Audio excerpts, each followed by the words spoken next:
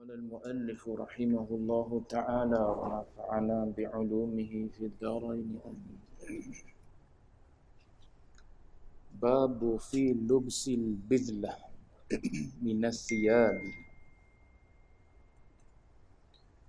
Bab memakai baju basuhan, baju basahan, yakni baju yang lusuh. Tuan-tuan sedang jemaah yang dirahmati Allah sekalian, alhamdulillah, pertama selama-lamanya kita panjatkan puji syukur pada Allah dengan izin taufik hidayah Allah Ta'ala jua pada malam ini kita boleh sambung semula bacaan kitab 40 hadis berkaitan dengan tasawuf karangan Abu Abdurrahman Muhammad ibn Husain As-Sulami rahimahullahu ta'ala. Sebelum PKP iaitu kita berhenti di hadis yang ke-18, bab yang ke-18 berkenaan dengan istiqamah. Pada malam ini sambungan hadis yang ke-19, iaitu bab fi lubsi al-bidlah, baca dia bidlah, fi lubsil bidlati minas siyabi. Dia terjemah dengan bab memakai baju basahan, yakni baju yang lusuh. Akhbarana Muhammad bin Ahmad ibn Hamdan wa Abu Bakr Muhammad bin Abdullah bin Quraisy wa jama'ah qalu akhbarana Al-Hasan bin Sufyan haddathana ibn Abi Al-Hawari haddathana Abu Al-Faqir Abdul Aziz bin Umair min ahli Khurasan nazil Dimashq haddathana Zaid bin Abi Zarqa حدثنا جعفر بن برقان عن ميمون بن مهران عن يزيد بن الأصم عن عمر رضي الله عنه قال نظر النبي صلى الله عليه وسلم إلى مصعب بن عمير مقبلا عليه إهاب كبش قد تنطق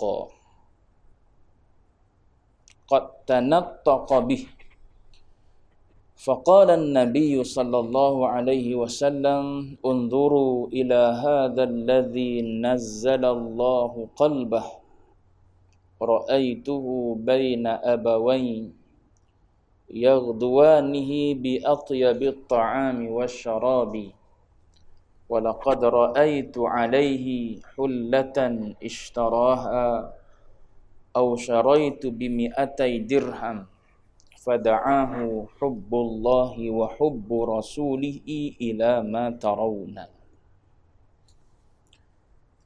Daripada Sayyidina Umar radhiyallahu anhu berkata, Rasulullah melihat Mus'ab bin Umair berhadapan dengannya.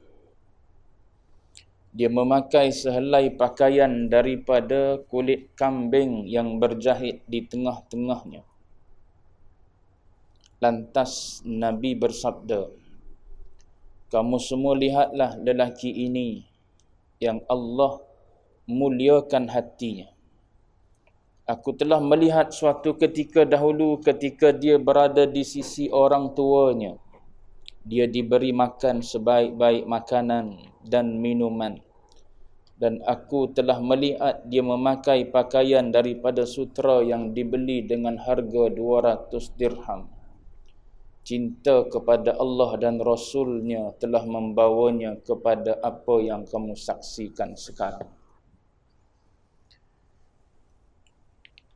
Baik, dalam hadis ni tuan-tuan, salah satu daripada sifat yang biasanya ada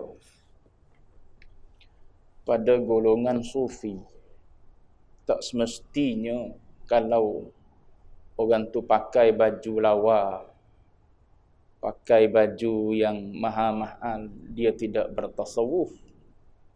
Tak semestinya. apabila tercabut dalam hati seseorang itu dunia, maka apa yang ada di zahir itu tidak menggambarkan apa yang ada dalam hati dia dah. Walaupun Allah Ta'ala kurniakan dia dengan segala khazanah bumi lah katakan, dia tak jadi penghalang kepada dia dengan Allah Ta'ala. Cuma ghalibnya peringkat awal, inilah di antara didikan dan tarbiyah. Supaya apa yang kita milik tu tak jadi penghalang kita dengan Allah Subhanahu wa Ta'ala.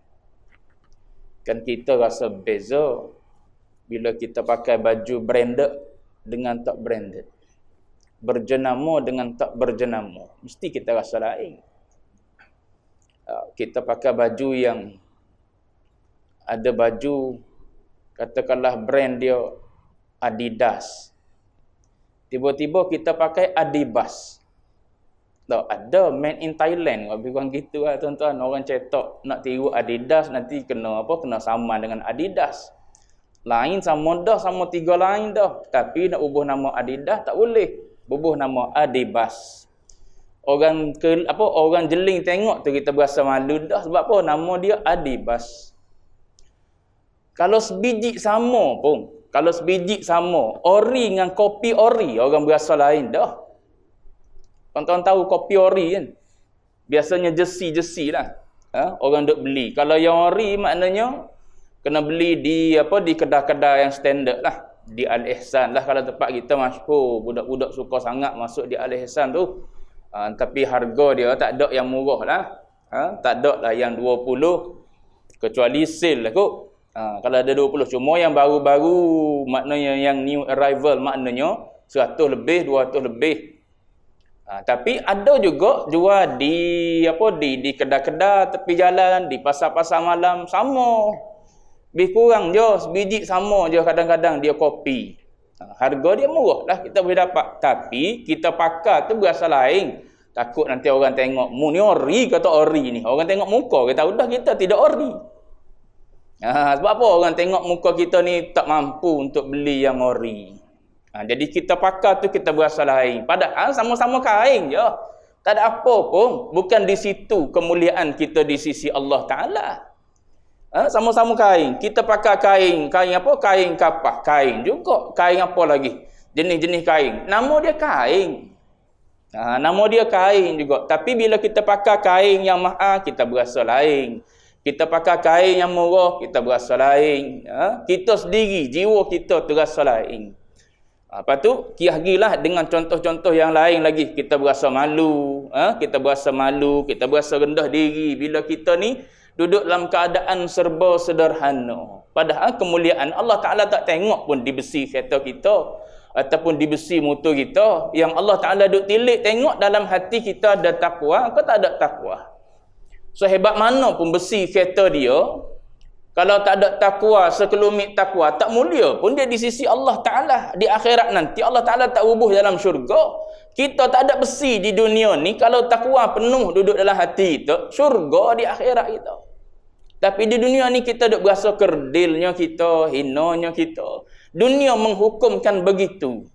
Orang yang macam ni, orang yang low class. Orang yang macam ni, orang yang high class dan sebagainya lah. Tu dunia buat ukuran. So kita yang mengaji agama ni pun kadang-kadang terpalit sama dengan ukuran yang dibuat oleh dunia ni. Kalau nak beli, nak beli telefon, cari yang mahal, baru sedap sikit, tunjuk pada orang. Ni malu, ambil gambar pun tak terang. Gambar pun tak syak. Sebab apa? Sebab telefon murah, kamera murah. Nanti orang kata pada kita pun berasa malu je. Jadi kita orang yang mengaji agama ni pun kadang-kadang terpalit juga dengan benda-benda yang sama tersebut. Sedangkan semua tu adalah duniawi yang tak sepatutnya kita bubuh dalam hati kita. Semahal mana pun telefon kita guna, kalau tak memberi manfaat pada akhirat kita, nak buat apa? Nak buat apa? Kita beli telefon 5,000 katakanlah, cash pula kita beli, tapi tak memberi manfaat pun untuk akhirat kita. Dalam telefon kita tu penuh dengan video yang tak berfaedah. Nak buat apa? Yang kawan ni seorang ni telefon murah je. Boleh simpan beberapa video je. Sekali video boleh lah. Dia simpan sekali ustaz mengajar dia pun simpan lah 45 minit. Balik rumah dengar ulang balik ataupun masukkan dalam desktop. Kemudian kena delete dah. Sebab apa? Nak masuk yang kedua tak boleh dah. Memori kecil dan sebagainya lah. Tapi disebabkan kerja dia untuk agama, untuk manfaat ummah, pahala dia besar, walaupun telefon dia murah, tapi setiap orang yang duk dengar kuliah yang dia rakam, dia balik share pula tu, manfaat dia dapat tu walaupun dia mati lama dah. Jadi orang yang mengajar agama sepatutnya duk situ mikir akhirat. Untung tak ni aku buat gini, untung tak aku beli benda ni akhirat aku. Kalau kita mikir dengan dunia juga, jawab dia kita serupa dengan ahlud dunia. Pakaian je kita pakaian ahli agama. Orang yang ada agama lebih daripada orang yang tak ada agama, orang yang di luar lah. Jadi dia nak beritahu kepada kita di sini, ghalib kebiasaannya permulaan orang yang berjalan ni, orang yang yang ahli sufi ni, ghalibnya mereka ini membiasakan diri mereka dengan benda-benda yang yang kasar-kasar, kalau baju gitulah. Yang biasa-biasa. Baik. Jadi dalam ni adalah kisah seorang sahabat. Kisah seorang sahabat yang bernama Mus'ab bin Umair. Mus'ab bin Umair ni seorang sahabat yang muda. Nak banding dengan sahabat-sahabat lain muda lah. Mus'ab bin Umair ni. Mus'ab bin Umair ni Nabi sendiri mengiktiraf kekayaan yang dimiliki oleh Mus'ab bin Umair. Dah lah dia ni daripada keluarga kaya raya.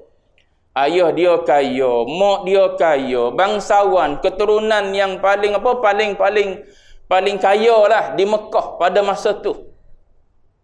Kayanya Mus'ab bin Umair anak seorang pula. Seorang-seorang dia je. Mus'ab bin Umair itulah anak dia.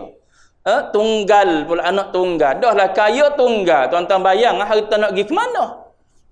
Anak lelaki pula lagi sedap mewarisi harta. Kalau zaman kita lah, zaman Islam ni maknanya anak lelaki pula lagi sedap lah mewarisi harta mak ayah yang ada banyak pula harta. Jadi duk tumpah di dia lah harta kekayaan yang mak dan ayah dia milik, sehingga Nabi mengatakan, aku tak pernah tengok di Mekah ni seorang pemuda yang sangat sempurna dari sudut lahiriah dia. Penampilan dia dengan bajunya, dengan seliparnya, dengan dengan minyak rambutnya, dengan atarnya, dengan perfumnya, pewanginya dan sebagainya. Tak ada lah Nabi kata di Mekah ni yang boleh menandingi apa yang dimiliki oleh Mus'ab bin Umair. Tu Nabi mengiktiraf Mus'ab bin Umair. Tapi Mus'ab bin Umair ni, dalam banyak-banyak kisah kekayaan Mus'ab bin Umair ni, waktu Syekh baca kitab ni, Syekh Mustafa An-Nadawi disebut berkenaan dengan Mus'ab bin Umair ni, keistimewaan dia sampai peringkat minyak atar yang dia pakai ataupun perfume yang dia pakai tu, minyak wangi yang dia pakai tu mari daripada India pada masa tu. Masa hidup sezaman dengan Rasulullah tu, minyak wangi dia tu import dah mari daripada India. Kalau zaman kita hari ni tak pelik, tuan-tuan duk tunggu daripada Lazada, daripada Cina banyak. Orang duk jual dia di DIY tu, dia beli daripada dia beli daripada dari Cina tu. Lepas tu kita kutip beli, ataupun orang ini tekan di jari je beli barang di Cina lah, beli barang daripada Eropah dan sebagainya lah. Tahu-tahu siapa di muka pintu kita. Postman mari atas. Cuma nak sebut zaman hari ni tak boleh. Zaman Mus'ab bin Umair, zaman Rasulullah ni, Mus'ab bin Umair pakai minyak wangi dia mari daripada India dah. Tu canggih dia. Selipar yang dia pakai ni, sepatulah, kasutlah yang dia pakai ni mari daripada Hadramaut, Yaman. Tak ada lah ulama sebut dalam kitab sirah berkenaan dengan Mus'ab bin Umair ni, tak ada lah kasut yang paling berkualiti pada masa tu, kasut yang dibuat di Hadramaut. Hadramaut ni Yaman. Maknanya kalau mari daripada Hadramaut, Yaman, maknanya kasut yang paling berkualiti sekali ya. Kalau sekarang ni jenama apa tak tahu. Macam jenis jenama sekarang ni. Cuma nak sebutnya jenama yang paling baik kualiti dia adalah mari daripada Hadramaut. Jubah yang dia pakai dibeli ataupun diimport masuk daripada Mesir. Ni Mus'ab bin Umair. Kayalah dah tuan semak. Tu diceritakan dalam sirah tu. Tuan pula semak pula, rambut pun semak dah. Rambut semak, tuan semak, lepas tu kaya pula, baju pula mahal, kasut mahal, selipar mahal, perfume mahal. Disebut dalam kitab Rijalu Haular Rasul, kalau Mus'ab bin Umair ni masuk di dalam pasar, maknanya orang boleh tahu Mus'ab bin Umair ni ada. Tak tahu macam mana, sebab dia pakai minyak atar yang mari daripada India. Orang lain dia pakai pewangi yang tempatan je, tiba-tiba dia pakai pewangi yang lain daripada orang lain. Orang boleh tahu ni Mus'ab bin Umair ada ni dalam pasar ni. Wangi ni wangi yang hanya dipakai oleh dia saja yang mampu untuk pakai. Tu Mus'ab bin Umair. Bahkan disebutkan dalam banyak-banyak kisah Mus'ab bin Umair ni, banyak buku yang ditulis oleh ulama berkenaan dengan Mus'ab bin Umair ni. Sehingga ulama kata tak terbilang buku-buku yang ditulis oleh ulama berkenaan dengan Mus'ab bin Umair. Disebutkan oleh ulama-ulama sirah, antara istimewanya Mus'ab bin Umair ni, boleh lebih kurang duduk zaman-zaman kita, orang kaya zaman kita lah. Tidur di hujung kepala tu ada makanan. Di hujung kepala ada roti dengan mentega. Itu dalam riwayat sebut. Ada roti dengan mentega duduk di hujung kepala. Maknanya kalau bangun bila-bila nak makan, boleh terus ambil makan. Biar kalau orang biasa agak jawab, dia kena pergi buat dululah, kena uli. Tuan-tuan baca kisah Rasulullah kan begitu kan. Isteri-isteri Nabi duk uli tepung di dapur dulu. Fatimah mengeluh sebab tu lah. Sebab kena uli tepung. Uli tepung di dapur. Nabi ajar zikir. Apa zikir yang kita duk baca 33 tu. Itu di antara yang kita baca, macam mana orang-orang yang hidup di zaman Rasulullah ni biasa-biasa je hidup dia. Tapi Mus'ab bin Umair ni hidup dalam keadaan serba mewah. Serba ada. Baik. Tapi bila mana sampai berita Nabi sedang berdakwah, Nabi mengajak umat kepada Islam, pada masa tu sampai berita kepada dia Nabi sedang berada di dekat dengan Safa. Dekat dengan Safa. Safa dan Marwah. Dekat dengan Safa, situ rumah Darul Arqam bin Abil Arqam. Maka dia pun pergi. Bila dia pergi, hati dia yang telah tersedia, maknanya Allah Ta'ala telah menyediakan hati dia ni untuk menerima Islam, dengan mudah dia terima agama Allah Ta'ala ni. Lalu dia memeluk Islam, dia balik dalam keadaan memeluk Islam. Bila mak dia tahu, maka mak dia marah lah. Mak dia yang beragama lain daripada agama dia, ibaratnya meninggalkan agama nenek moyang kita kerana orang yang kita pun tak kenali dia, ibarat kata gitulah. Macam mana boleh follow dia, sedangkan mak duk bagi segala-gala yang mun nak. Daripada kecil sampai ke besar hidup dalam kemewahan, tiba-tiba boleh menganut agama yang kau baru saja terima dengar pada hari ini. Cuma dalam kitab sirah sebut lebih kurang kisahnya dengan Sa'ad bin Abi Waqqas, mak dia. Bezanya, semalam saya cerita di Al-Muttaqin, kisah Sa'ad bin Abi Waqqas. Sa'ad bin Abi Waqqas yang berdepan dengan mak dia juga. Sa'ad bin Abi Waqqas seorang anak yang sangat berbakti dengan mak dia. Tapi bila dia memeluk Islam, mak dia minta supaya dia kembali kepada agama sah. Kalau mu tak nak kembali kepada agama sah, aku tak nak makan, tak nak minum. Biar aku mati, maknanya dalam keadaan aku lapar, aku dah agak.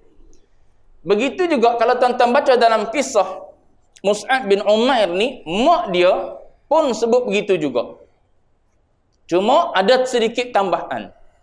Yang disebut dalam kisah Mus'ab bin Umair ni, mak dia kata, aku tak nak makan dan tak nak minum. Tambah lagi dia kata, aku tak nak berteduh. Maknanya aku nak duduk di bawah panas matahari ni, biar aku pengsan. Sampai peringkat tu. Kalau gimana mu tak patah balik kepada agama kita, agama yang kita anuti selama ni, Aku tak akan makan, tak akan minum, aku akan duduk diri di bawah panah ni, biar aku rebah, biar aku mati sini. Cuma dalam kisah Sa'ad bin Abi Waqqas, Sa'ad bin Abi Waqqas mengeluarkan perkataan, kalau ibu diberi nyawa 1000 kali pun, keluar satu demi satu nyawa bonda, tetap dia tak akan tinggal agama yang dianuti tersebut, agama Islam yang dianut, yang dia baru ambil dengan Rasulullah. Itu kata Sa'ad bin Abi Waqqas. Adapun Mus'ab bin Umair ni, orang pakat pergi bantulah. Maknanya mak dia orang yang dihormati dalam masyarakat.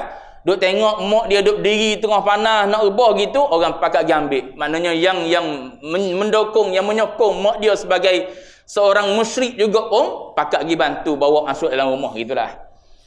Jangan duk kerah sangat, jangan duk degil sangatlah. Anak mu tu nampak serius sangat dah nak follow ajaran yang dibawa oleh oleh Muhammad. Maka akhirnya mak dia memulau dia. Akhirnya mak dia menyekat segala jenis bantuan yang diberi selama ni. Harta tak diberi dah pada dia, segala kemewahan ditarik balik. Maka tinggallah apa yang ada pada Mus'ab bin Umair. Panjang cerita dia, ringkasnya dia kata dia tak akan tinggal agama ni kerana kasih dan cinta dia kepada Allah dan kepada Rasulullah. Dalam hadis ni pun disebut ini. Nabi kata ni Sa'ad Mus'ab bin Umair ni masuk. Sa'ad Mus'ab bin Umair ni masuk dalam satu majlis. Nabi duduk dengan para sahabat dia. Lalu Nabi pun kata, kamu semua lihat lelaki ini yang Allah muliakan hati dia. Dalam riwayat lain sebut nawwara. Nawwara ni maknanya Allah Ta'ala terangi hati dia, hati Mus'ab bin Umair ni, sehinggalah dia boleh tinggal. Dia boleh tinggal segala kemewahan yang ada pada dia dulu. Nabi kata, aku telah melihat suatu ketika dahulu, ketika dia berada di sisi orang tuanya, dia diberi makan sebaik-baik makanan dan sebaik-baik minuman. Dan aku telah melihat dia memakai pakaian daripada sutera yang dibeli dengan harga 200 dirham. Cinta kepada Allah dan Rasulnya. Itu sebab dia. Punca dia boleh tinggal semua sekali kemewahan ni. Yang dia duduk dulu dalam keadaan kaya raya tu, dia boleh tinggal semua sekali sebab apa? Kerana cinta kepada Allah dan Rasul telah membawanya kepada apa yang kamu saksikan sekarang. Yang ni payah nak tengok di kita. Tuan-tuan tengok dia orang tabligh. Dia orang tabligh. Payah pakai emas ni tuan-tuan. Dia pergi bawah dagu. Dia pergi bawah dagu jadi nak cabut. Tapi tak ada arah kita. Sebab jumlah kes pun naik, duk main naik itu dia. Baik. Mana tadi? Orang tabligh. Kalau tuan-tuan nak tengok orang yang berkorban untuk agama ni, tinggal rumah tangga, tinggal harta benda, kita boleh tengok di sebahagian orang tabligh. Dia orang tabligh, kita boleh tengok macam mana dia boleh keluar 40 hari keluar. 40 hari tu ada yang ambil cuti. Ada yang ambil cuti tanpa gaji. Cuti tanpa gaji. Follower pada syekh pun kadang-kadang ada gitu. Orang bekerja, dia tahu syekh nak pergi, dia ambil cuti tanpa gaji. Dia ikut. Kalau syekh mari Malaysia, dia follow mana syekh pergi. Duduk Selangor, dia Selangor. Syekh pergi Kelantan, dia Kelantan. Syekh pergi ke Terengganu, dia pergi Terengganu. Syekh pergi ke pergi ke Negeri Sembilan, dia pergi Negeri Sembilan. Syekh pergi ke Indon, dia pergi Indon. Syekh pergi negeri Brunei, dia pergi Brunei. Syekh pergi Singapura, dia pergi Singapura. Macam mana dia boleh follow? Kita pun belak, kita nak boleh mulazamah satu majlis pun payah. Kita nak boleh mulazamah satu majlis, nak melazimi satu majlis. Selama dia mari, kadang-kadang dia mari sebulan, dia duduk. Kita nak mulazamah 1 malam, 2 malam, 3 malam, tu pun payah. Sebab apa? Kita pagi kerja, balik kerja. Nak pergi pula majlis malam tu. Balik daripada majlis tu pukul 11, 12. Pukul 1, pukul 2 baru sampai rumah. Payah nak mulazamah. Tapi ada orang yang Allah Ta'ala berikan kepada dia cahaya di dalam hati dia. Dia boleh tinggal semua tu khidmat kepada guru. Jalan ni jalan apa, jalan ni jalan barakah ni. Jalan ni jalan barakah. Kita berasa tak kerja ni, jawab dia cari makan kok mana, kita kata. Kita kata jalan tu jalan yang Allah Ta'ala boleh aja mendatangkan rezeki. Jalan yang Allah Ta'ala boleh je mendatangkan rezeki. Rezeki bukan melalui kita saja sebab-sebab dia. Banyak lagi asbab-asbab lain yang Allah Ta'ala boleh mendatangkan rezeki pada kita. Tapi itulah kita duduk berasa, kalau aku tak kerja, jawab dia, aku tak boleh makan. Mus'ab bin Umair ni tuan-tuan tengok gitu. Kalau kita tak tinggal kekayaan kita, takkan nak keluar daripada rumah besar, nak duduk di masjid. Nak keluar daripada rumah besar, nak duduk di masjid. Daripada baju kita yang berjenama, last kali pakai kulit kambing. Last kali pakai baju daripada apa? Daripada kulit-kulit yang tebal. Pakailah yang kasar-kasar tu. Kita pakai apa? Pakai yang lembut tu sedap. Nak tukar pakai yang murah, tak nak kita. Gitulah ibarat dia. Tapi kenapa dia boleh tinggal semua ni? Sebab cinta kepada Allah, cinta pada Rasul. Sebab tu dalam apa? Dalam hadis Nabi sebut, Nabi kata zaqa ta'mal iman. Nabi kata akan merasai manisnya iman siapa? Man radhiya billahi rabba. Orang yang redha dengan Allah Ta'ala sebagai Rabb dia. Wabil islami dina, Nabi kata. Dan orang yang redha Islam tu sebagai agama dia. Dan orang yang redha Rasulullah itu, Muhammad itu adalah sebagai Rasul. Bahasa Nabi bercakap ni, bahasa Nabi bercerita ni, Nabi guna perkataan dhaqa.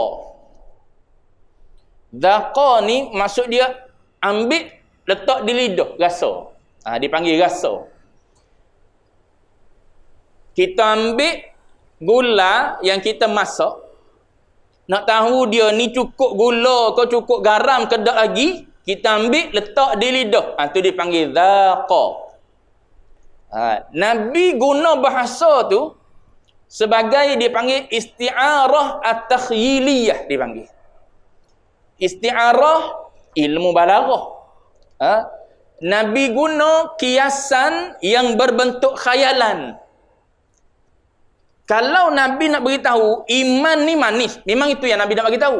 Nabi nak beritahu bahawa iman ni ada rasa. Tapi nak bolehkan orang ni semua pakat rasa, ya ke iman yang ada rasa, payah. Kita yang lama dah ni, berapa umur kita? 50 tahun, 60 tahun.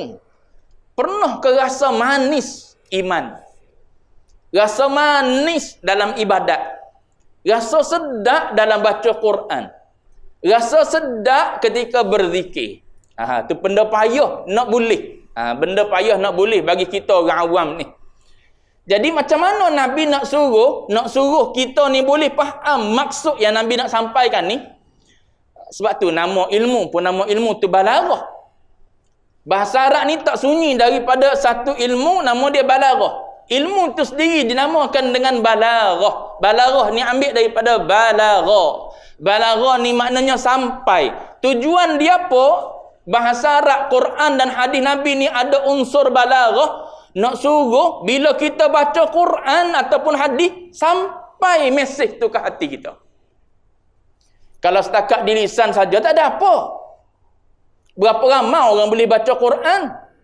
Nak suruhnya intipati yang ada dalam Quran tu dengan bahasa yang Allah Ta'ala guna, dengan bahasa Nabi ni, biar boleh menyerap, menyentuh hati kita. Nak situ. Sebab tu nama dia balaghah, sampai. Sebab tu dalam Quran, saya sebut contoh. Saya pernah sebut contoh ni. Dalam Quran, kiamat saja dia guna dengan berbagai nama. Tuan-tuan bukalah Quran, tengok nama kiamat. Macam-macam nama ada. Dalam Fatihah diguna dengan Yaumuddin. Lepas tu banyak lagi lah. Yaumul Hisabnya, Yaumul Qiyamahnya, ada guna Al-Qari'ahnya, ada guna Az-Zalzalahnya. Macam-macam jenis nama diguna oleh Allah Ta'ala. Ni tujuan apa ni? Tujuan dia nak suruh kita ni biar tersentuh. Dengan salah satu pun tak apalah. Kalau semua boleh menyentuh hati kita, lagi cantik. Kalau kita baca Yaumuddin, hari agama, tak berasa apa-apa. Tak apa, pergi baca lagi dalam Quran. Dalam Quran ada Yaumul Qiyamah, hari bangun balik. Tak berasa apa juga dengan bangun balik. Tengok nama lain pula, Yaumul Hisab. Tak berasa juga, hari dihitung semula. Tak berasa juga.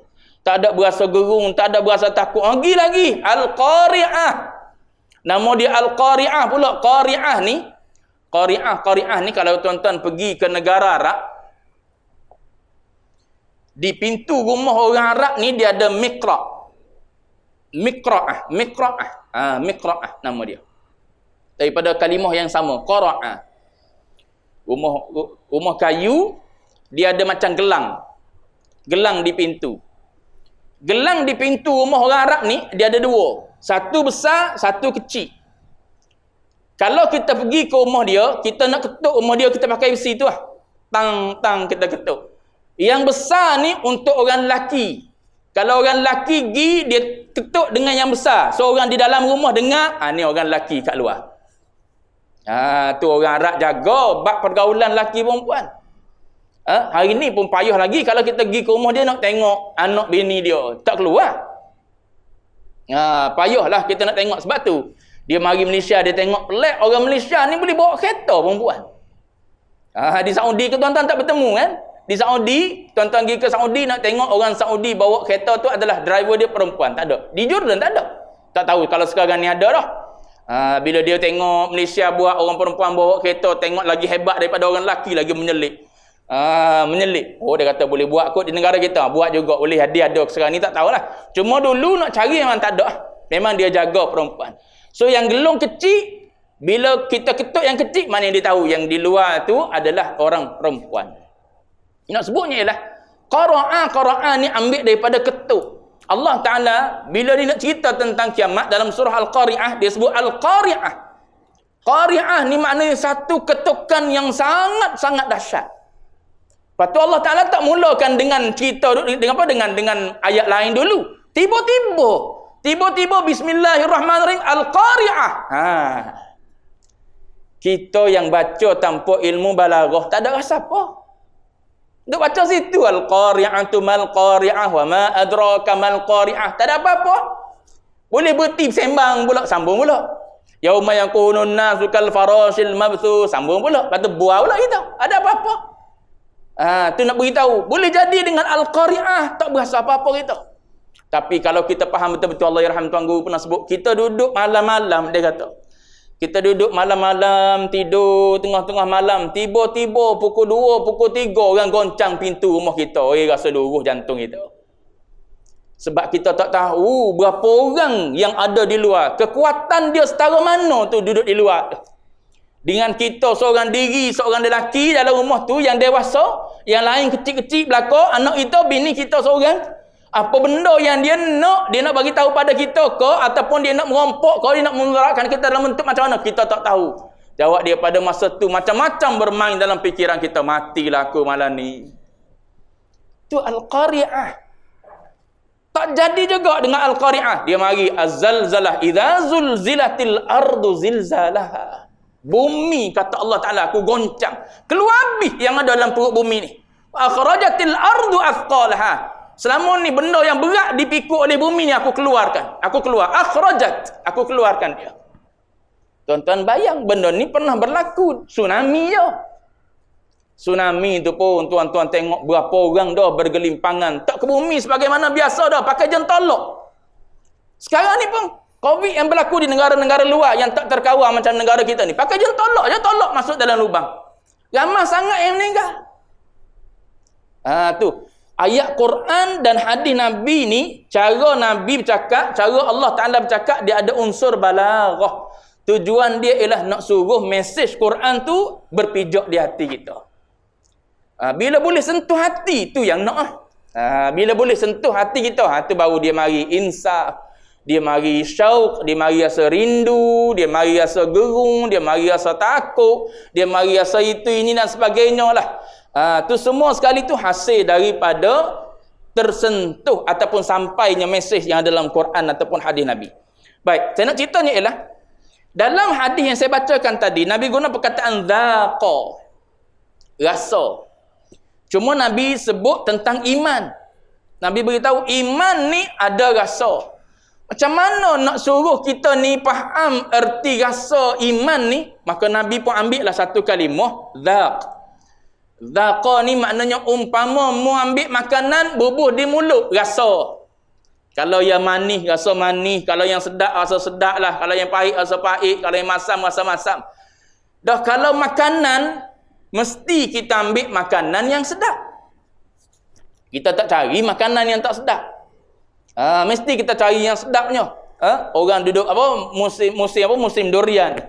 Oh, musim durian. Orang nak yang paling sedap sekali. Mahal kot mana pun tak apalah. Dia kata jangan-jangan sekali je.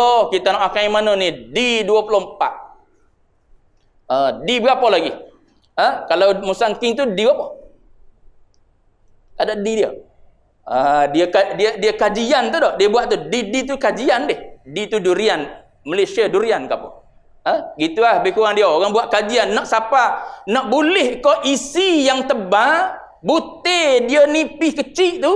Dia kacuk dan kacuk dan kacuk. Siapa satu tahap? Ni nombor dia. 24, 100 lebih. IOI tu 101. Tu selepas dia kacuk dah tu. Hasilnya keluar. Isi ni tebal. Butir dia halu. Rasa dia pahit sikit-sikit. Ni rasa dia manis. Maka yang ni nama dia 24. Ni nama dia 101. Ni nama dia macam-macam lagi lah. Yang tu tuan-tuan reti ya. Tak reti kena pergi buang orang jual durian. Kalau tak tahu juga awak dia. Tak payah jual durian awak dia. Cuma nak sebutnya ialah cerita bak durian pula. Sampai mana tadi? Lupa lah cerita bak durian. Sampai mana tadi? Makanan ayo. Bila kita ambil rasa makanan yang sedap tu, kita tak akan berhenti di lisan je. Ambil, letak di lidah. Oi, sedap ni. Ke tuan-tuan ambil, letak balik makanan tu? Tak lah. Bila kita dah ambil makanan, kita letak di lidah. Lidah kata sedap ni makanan ni. Bila dia kata sedap, agak jawab dia, kita akan ambil, bubuh dalam mulut, kunyah-kunyah telan. Tak cukup, kalau jenis butir, tak cukup sebiji. Tak cukup 2 biji kadang-kadang. Kalau nasi, tak cukup sepinggan kita makan. Sebab apa? Sedap dia punya masakan ni. Begitulah ibaratnya iman. Nabi kata iman ni ada rasa. Iman ni ada rasa. Tapi orang-orang yang tertentu diberi rasa oleh Allah Ta'ala. Orang-orang yang tertentu diberi rasa oleh Allah Ta'ala. Rasa manisnya, rasa apa? Rasa sedapnya saat beribadat. Rasa manisnya dalam beribadat pada Allah Ta'ala. Itu hasil daripada iman yang ada dalam hati kita. Baik. Daripada hadis rasa ni yang saya sebut tadi, dhaqa ta'mal iman. Yang Nabi kata iman yang ada rasa ni, ulama bagi dua. Ikhtalafal ulama. Tu ulama khilaf pula. Ni nak cerita Mus'ab bin Umair ni. Macam mana siapa peringkat dia boleh tinggal ni? Sebab dia rasa. Ada ulama mengatakan bahawa hadis yang Nabi kata dhaqa ta'mal iman. Orang yang rasa manisnya iman ni hasil daripada dia redha dengan Allah Ta'ala.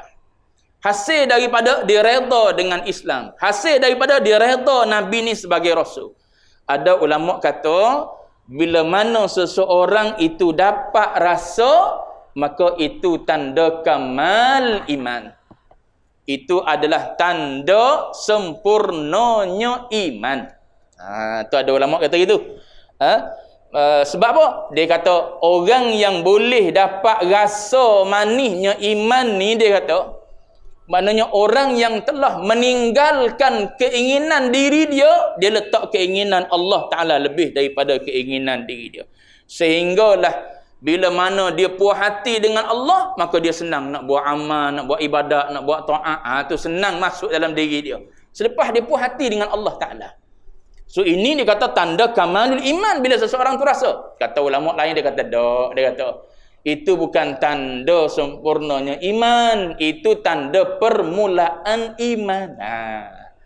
Maknanya kalau kita ambil pendapat yang kedua, kita baru rasa, maknanya itu belum kamal.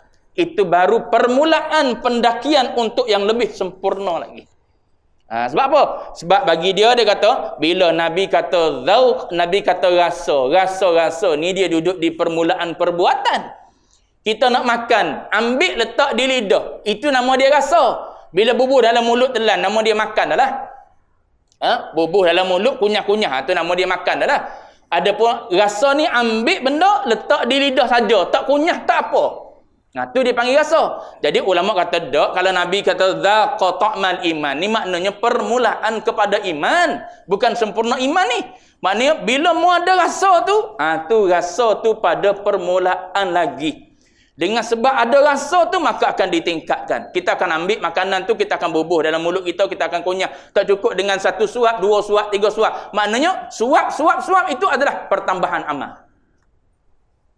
Pertambahan amal kita, pertambahan ibadat kita, pertambahan taat kita, maka pertambahan ibadat taat kita tu adalah jalan pendakian kita, litaraqi dipanggil, untuk mendaki kita pada Allah Subhanahu Wa Taala. Sampai bila? Sampai kenyanglah ibadat dia. Kalau makan maknanya sampai kenyang, ibadat pun gitulah, sampai ke tahap tu kita duduk dalam keadaan tu. Cuma nak sebutnya Mus'ab bin Umair ni orang yang Allah Taala beri rasa tu. Orang yang Allah Ta'ala berikan cahaya, dia nampak. Nabi guna perkataan apa? Nabi guna perkataan diturunkan oleh Allah Ta'ala dalam hatinya.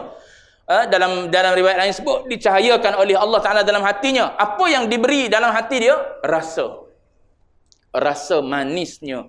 Beriman kepada Allah, beriman kepada Rasulullah. Manis kasih dan sayang dia kepada Allah dan Rasul, menyebabkan dia boleh tinggal segala-galanya demi untuk agama dia.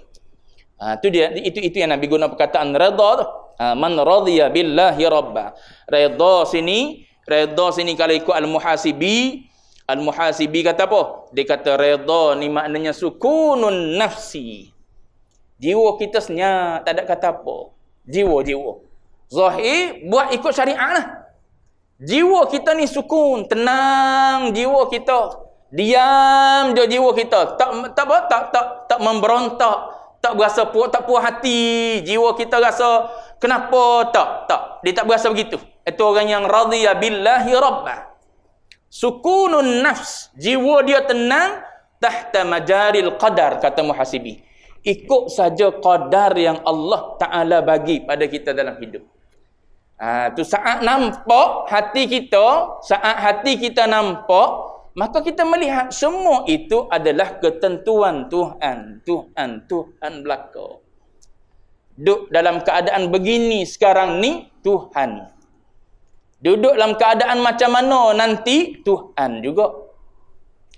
Tuhan semua. Bila Tuhan semua, jiwa kita yang mengenal Tuhan akan redha dan puas hati. Sebab apa? Tuhan bersifat Rahman, Tuhan bersifat Rahim. Patut tuan-tuan baca dalam Asmaul Husna tu macam-macam nama Allah Taala, sifat Allah Taala yang menunjukkan kesempurnaan. Mana mungkin seorang yang kenal Tuhan tak puas hati dengan Allah Taala. Kita sama-sama makhluk. Kalau ada makhluk yang bijak, kita percaya dah dia. Kita serah kes kepada lawyer. Sebab apa? Sebab kita tahu dia bijak dalam dalam mengendalikan kes dan sebagainya. Kita balik duduk rehat di rumah. Tu Baba Zid biasa bagi contoh gitu. Kita balik duduk berehat di rumah. Sebab apa? Kita tahu dah lawyer ni pandai, bijak, pandai-pandai dia. Nak orang ni yang penting aku menang dalam kes ni. Ni kita dengan Tuhan. Kenapa hati kita masih menyalahkan keadaan, takdir, qada dan qadar, ketentuan Tuhan? Dia nak sukunun nafs. Hati tenang. Zahir buat kerja macam biasa. Buat kerja pagi, keluar, petang balik. Tapi banyak, tak banyak, semuanya sedang melihat perbuatan Allah Ta'ala mengagihkan. Allah Ta'ala mengagihkan sebanyak ni. Kadang-kadang Allah Ta'ala sekat, kadang-kadang Allah Ta'ala bagi lebih, kadang-kadang Allah Ta'ala bagi kurang. Semuanya Allah. Yang penting zahir kita buat kerja. Hati kita sedang menyaksikan. Saat hati tak boleh menyaksi, maka pada masa tu kita kena cari. Cari hikmah, cari bukti tu semua tu. Sebab apa tu? Sebab akal nak memperkukuhkan lagi hati tu. Tapi kalau saat hati kita memandang apa semua sekali itu adalah Allah, tak perlu pun pada hikmah. Nak hikmah buat apa lagi?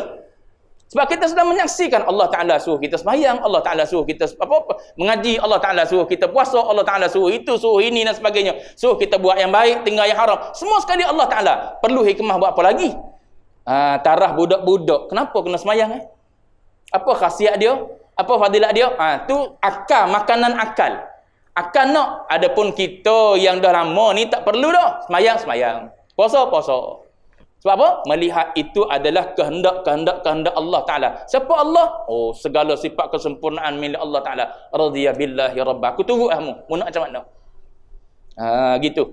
Jadi, perasaan-perasaan demikianlah yang bermain dalam jiwa Mus'ab bin Umair ni. Jadi, dengan sebab tu dia boleh meninggalkan segala kemewahan yang dia milik sehinggalah dia berada dalam keadaan serba kekurangan. Para sahabat pun saat Mus'ab bin Umair ni masuk, nak akak mata tengok macam pelik gitu, segan. Jadi pakat tunduk belakang saat Mus'ab bin Umair ni masuk. Dan Nabi saat Mus'ab bin Umair ni meninggal dunia dalam keadaan pakaian yang dipakai itu nak tutup bahagian kaki, bahagian kepala terbuka, tarik ke atas, bahagian kaki terbuka. Tu Mus'ab bin Umair lah sekali syahid dalam perang Uhud. Bila tarik bahagian kaki, atas terbuka. Tarik bahagian atas, kaki terbuka. Bila Nabi tengok keadaan dia pada masa tu terlalu dhaif berbanding dengan ketika dia belum memeluk Islam, maka Nabi sendiri pun menangis. Dan Nabi mengarahkan para sahabat untuk mengambil pakaian daripada Baitul Mal untuk tampung apa yang tak cukup pada Mus'ab bin Umair. Tu jiwa orang tasawuf ke situ yang sepatutnya ada. Tak berebutlah dengan duniawi ni. Allah Ta'ala bagi, Allah Ta'ala tak bagi. Zahir bekerja, apa yang Allah Ta'ala bagi, puas hati belakang. Sebab itu perbuatan Allah Subhanahu Wa Ta'ala. Baik, habis dulu situ. Akan datang insya-Allah kita akan tengok bab yang ke-20, dalil bahawa di bumi ni ada aulia, ada wali-wali Allah Ta'ala. Salah satu daripadanya bernama Budala ataupun dipanggil dengan wali abdal. Banyak jenis nama wali ni. Akan datang insya-Allah. Wallahu a'lam wa ilmuhul atam. Sallallahu rabbuna ala nuril mubin Ahmadan Mustafa sayyidil mursalin. Sallallahu rabbuna ala nuril mubin Ahmadan Mustafa sayyidil mursalin. Sallallahu ala nuril mubin Ahmadan Mustafa sayyidil mursalin wa ala alihi wa sahbihi ajma'in wa ala alihi wa sahbihi ajma'in.